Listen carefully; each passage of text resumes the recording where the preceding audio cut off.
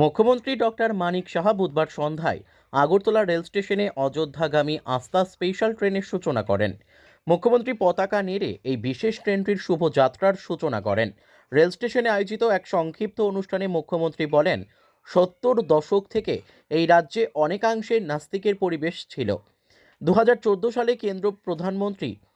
কেন্দ্রে প্রধানমন্ত্রী নরেন্দ্র মোদীর নেতৃত্বে সরকার গঠন এবং এ রাজ্যে নতুন সরকার গঠনের পর এক নতুন পরিবেশ সৃষ্টি হয়েছে।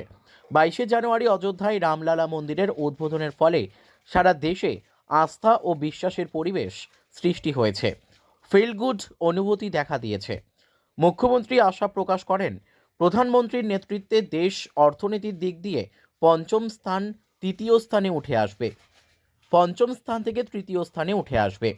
রাজ্য থেকে যারা অযোধ্যায় যাচ্ছেন তাদের উদ্দেশ্যে মুখ্যমন্ত্রী বলেন, তারা যেন ভগবান রামলালার কাছে রাজ্যবাসীর জন্য সুখ ও শান্তি প্রার্থনা করেন। আস্থা স্পেশাল ট্রেনটি আগরতলা থেকে বুধবার সন্ধ্যায় রওনা হয়ে 16 তারিখ অযোধ্যায় পৌঁছাবে। পরদিন আবার অযোধ্যা থেকে রওনা হয়ে 19 তারিখ আগরতলায় আসবে। See previously what happened, you have also seen that in the just early decade of 70, we have seen that some of the people they have brought the ideology of this foreign ideology.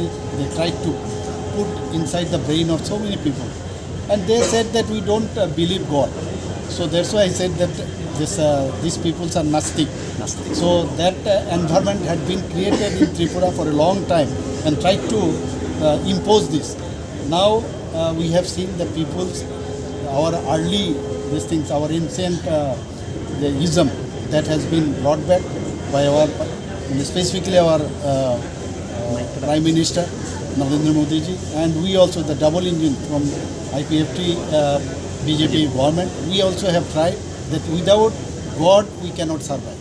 So we have to faith in our in mythology as well as upon God. So that has been already reestablished. Bureau report, news daily Bharat.